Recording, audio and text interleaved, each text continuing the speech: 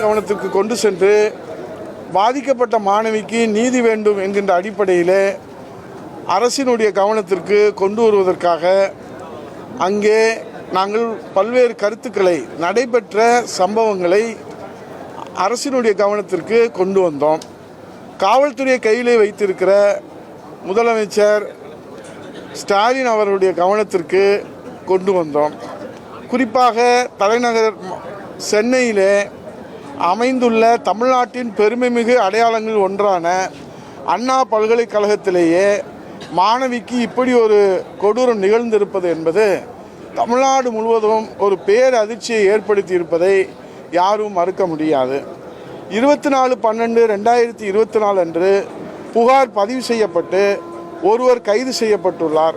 கைது செய்யப்பட்டவரின் பெயர் ஞானசேகரன் என்றும் இவர் திமுக கட்சியை சேர்ந்தவர் என்றும் அமைச்சர்களோடு நெருக்கமாக புகைப்படங்கள், அவர் கருணாநிதி நூற்றாண்டு விழாவிலே பங்கேற்ற புகைப்படங்கள் எல்லாம் பத்திரிகைகளிலே ஊடகங்களிலே வெளிவந்தன. இந்த நிலையிலே தான் சென்னை மாநகர காவல் ஆணையாளர் அவருடைய 26/12/2024 பேட்டியில் 24/12/2024 மாலை 4 மணி அளவில் காவல் கட்டுப்பாட்டு அறைக்கு ஒரு புகார் வந்ததாகவும் அண்ணா பல்கலைக்கழக மாணவி ஒருவரும் அண்ணா பல்கலைக்கழகத்தில் பாலியல் புகார்களை விசாரிக்கும் பேராசிரியர் ஒருவரும் இணைந்து கோட்டூர்புரம் காவல் நிலையத்தில் ஒரு புகார் அளித்ததை தொடர்ந்து காவல்துறை நடவடிக்கை எடுக்கப்பட்டதாகவும் தெரிவித்துள்ளார்.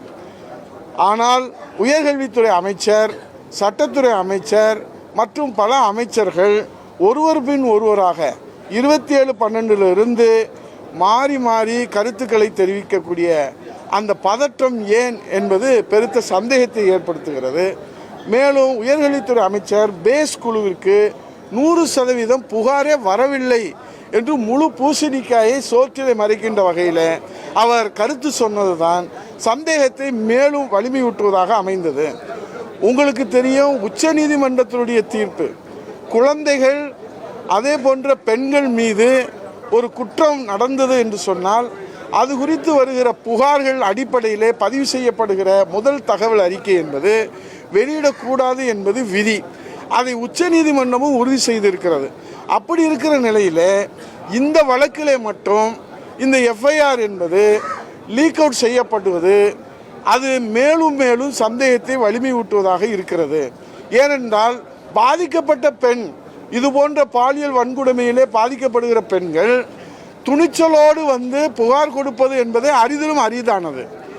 ஆனால் இந்த பெண், பாதிக்கப்பட்ட பெண் உடனடியாக புகார் கொடுத்ததை உடனடியாக வெளியிடுவது என்பது பாதிக்கப்பட்ட பெண்கள் யாரும் காவல்துறையிலே புகார் கொடுப்பதிலே அஞ்சுகிற ஒரு நிலைமையை ஏற்படுத்துவதாக இது கருதப்படுகிறது. ஆகவே இது குறித்து மாண்பு முதலமைச்சர் அவர்கள் பதில் சொல்லுகிற போது இதற்கு நாங்கள் பொறுப்பல்ல, இது மத்திய அரசின் கீழே இருக்கக்கூடிய நிக் என்று சொல்லக்கூடிய நேஷனல் இன்ஃபர்மேஷன் என்ற அந்த நிறுவனத்தின் மீது விளக்கம் சொல்லப்பட்டிருக்கிறது என்று பொறுப்பை தட்டி கழிக்கின்றார்கள். எஃப்ஐஆர் என்பது ஒரு காவல்துறையினுடைய அந்த கட்டுப்பாட்டிலே தான் அது இருக்கும். அது எப்படி வெளியானது, ஏன் வெளியானது?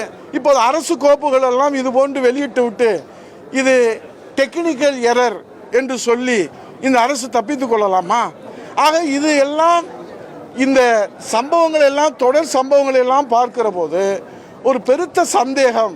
ஏனென்று சொன்னால் அந்த குற்றவாளி, அந்த பாதிக்கப்பட்ட பெண் புகார் தெரிவிக்கிற போது தொலைபேசியிலே, செல்போனிலே அந்த சாரோடு நீ இருக்க வேண்டும் என்றும் 3 ஆப்ஷன்களை முன்னிறுத்தி கொடுக்கப்பட்டதாக பாதிக்கப்பட்ட பெண் புகார் தெரிவிச்சிருக்கிறார்கள். ஆகவே அந்த சார் யார் என்று கேள்வி கேட்கிற போது காவல்துறையினுடைய ஆணையர் அவசரமாக விசாரணை ஆரம்பகட்ட நிலையில் இருக்கிற போது அவர் குற்றவாளி ஒருவர் தான் என்று ஒப்புதல் வாக்குமூலமாக கன்ஃபெஷன் ஸ்டேட்மெண்டாக எப்படி முடிவுக்கு வந்தார்? ஆக பிளெயின் மூடிலே இருந்தது செல்போன் என்று ஆரம்பகட்ட விசாரணையில் அவர் சொல்வது என்பது ஒரு பெருத்த சந்தேகத்தை ஏற்படுத்துகிறது. தொடர்ந்து 82 மாவட்டங்களிலே மாண்புமிகு எதிர்க்கட்சி தலைவர் நம்முடைய முன்னாள் முதலமைச்சர் எடப்பாடி அவருடைய தலைமையில் அனைத்து இந்திய அண்ணா திராவிட முன்னேற்ற கழகத்தினுடைய சார்பில் போராட்டம் நடத்தப்பட்டது. பாதிக்கப்பட்ட பெண்ணுக்கு நீதி வேண்டும் என்கிற அடிப்படையில் போராட்டம் நடத்தப்பட்டது. அவர்களெல்லாம் கைது செய்யப்பட்டு நாங்கள் எல்லோருமே தமிழ்நாடு முழுவதும் கைது செய்யப்பட்டு கைது நடவடிக்கைக்கு உள்ளானோம்.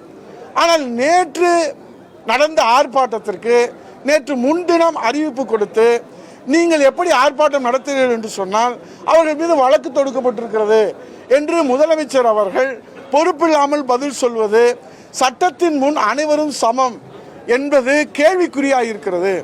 ஆளுகிற திமுக கட்சிக்கு ஒரு நீதி, எதிர்கட்சியாக இருக்கிற அண்ணா திராவிட முன்னேற்றக் கழகம் உள்ளிட்ட மற்ற கட்சிகளுக்கு ஒரு நீதி, சட்டத்தின் முன் அனைவரும் சமம் என்பதை காற்றிலே பறக்க விட்டு சட்டத்தை வளைக்கிற அந்த நடவடிக்கையை இந்த அரசு எடுத்து வருகிறது என்பதுதான் இந்த குற்றச்சாட்டு. மாண்புமிகு முதலமைச்சராக புரட்சித் தலைவர் ஐயா எடப்பாடி அவர்கள் இருந்த காலத்திலும், அம்மா அவர்கள் இருந்த காலத்திலும், புரட்சித் தலைவர் இருந்த காலத்திலும் குற்றம் சாட்டப்பட்டவர்கள் குற்றவாளிகள் யாராக இருந்தாலும் விசாரணை செய்து அவர்கள் மீது தகுந்த நடவடிக்கை எடுத்திருக்கிறார்கள். இது கடந்த கால வரலாறு. ஆனால் இன்றைக்கு அவர்கள் சொல்வது, மாண்பு முதலமைச்சர் அவர்கள் பதிலளிக்கிறதை சொல்வது, இந்த சம்பவத்தை முழுக்க விட்டுவிட்டு அந்த ஆணையாளர் ஏன் அப்படி ஆரம்ப கட்ட விசாரணையை சொன்னார், அமைச்சர்கள் ஒருவருக்கு பின் ஒருவராக பதற்றத்தோடு ஏன் சொன்னார்கள், இவ்வளவு சொன்னதற்கு பிறகு முதலமைச்சர் காவல்துறையை கையில் வைத்திருக்கிற முதலமைச்சர் ஏன் வாய் திறக்கவில்லை, இந்த கேள்வியெல்லாம் தொடர்ந்து நாங்கள் கேள்வி கேட்கிற போது முதலமைச்சர் அவர்கள் பொள்ளாச்சி பாலியல் சம்பவத்தை அவர்கள் எங்களிடத்திலே கருத்துக்களை சொல்லுகிற போது பொள்ளாச்சி பாலியல் சம்பவத்திற்கு உடனடியாக சிபிஐ விசாரணை வேண்டும் என்று பரிந்துரை செய்தது அன்றைய முதலமைச்சர், இன்றைய எதிர்க்கட்சி தலைவர், மாண்புமிகு எதிர்க்கட்சி தலைவர் அண்ணன் எடப்பாடியார் அவர்கள்.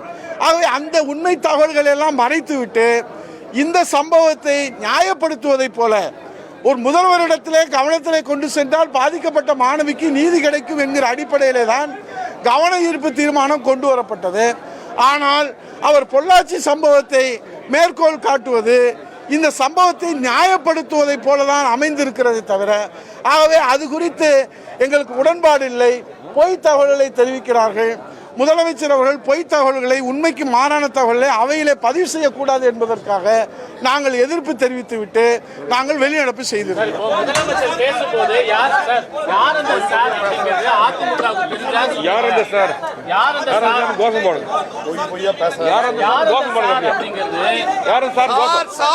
பதில் சொல், பதில் சொல், பதில் சொல், பதில் சொல்.